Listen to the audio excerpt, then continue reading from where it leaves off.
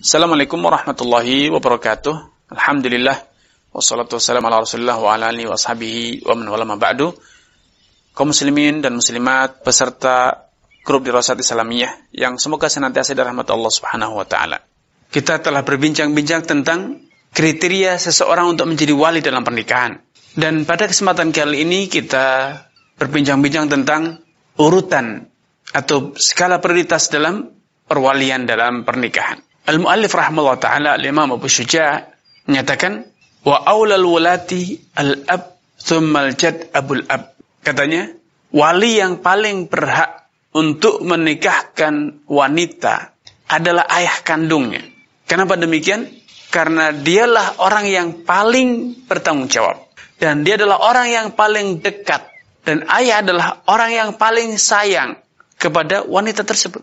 Karena para fuqaha, para ulama menyatakan bahwa wilayatun nikah, perwalian dalam pernikahan itu disebut dengan wilayatun nazar, wat tarawi wal bahth. Perwalian yang bertujuan untuk menganalisa, menyeleksi, memilih dan memilah siapakah calon suami yang paling baik, paling ideal, yang paling bertanggung jawab bila dia dinikahkan dengan wanita tersebut. Dan tentu orang yang paling mampu untuk melakukan hal itu biasanya adalah ayah.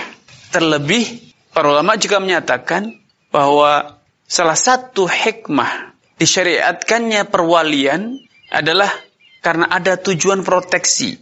Proteksi agar anak gadis tersebut atau anak wanita tersebut tidak terlantar setelah dia menikah. Kemudian kedua, proteksi nasab. Ayah wanita tersebut ketika telah menikahkan putrinya dengan lelaki, maka nasab anak keturunan wanita tersebut akan berpindah. Tentu seorang ayah tidak akan rela bila anak yang dilahirkan oleh putrinya kelak akan dinasabkan kepada lelaki yang kurang baik. Lelaki yang akan menggoreskan sejarah buruk dalam keluarganya. Karenanya dengan adanya perwalian ini, ayah adalah orang yang secara logika, orang yang paling mampu dan paling berkepentingan untuk memproteksi putrinya agar anak keturunan putrinya tidak dinasabkan kepada lelaki sembarangan, tetapi kepada lelaki yang syarif, lelaki yang mulia, lelaki yang bertanggung jawab. Bahkan Nabi SAW mengisyaratkan dengan mengatakan, an-nikahu riqqun, pernikahan itu bagaikan sebuah belenggu. Falyanzur ahadukum, hendaknya kalian betul-betul mencari selektif indaman yuriku karimatah. Orang yang akan menjadi apa?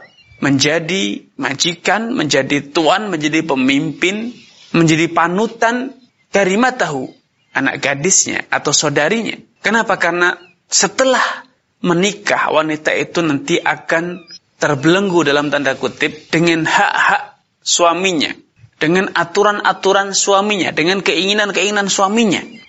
Kalau ternyata suaminya adalah suami yang kurang baik, kurang bertanggung jawab, tentu ini adalah sebuah kesengsaraan tersendiri.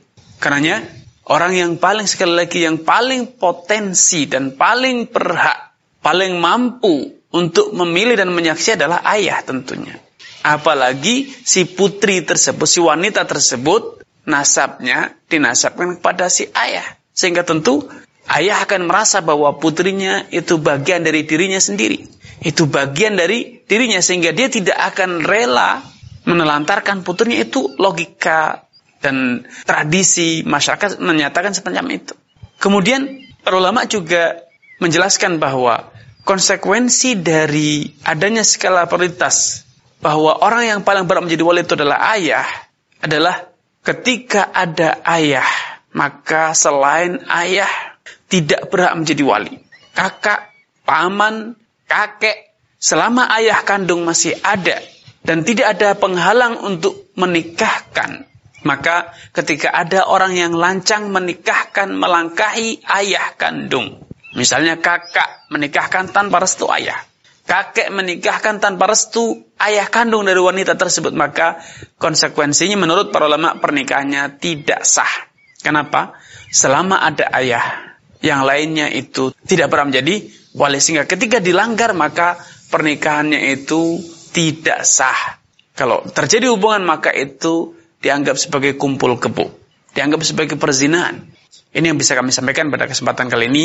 Kurang dan lebihnya saya mohon maaf. Billahi taufiq wal hidayah. Wassalamualaikum warahmatullahi wabarakatuh.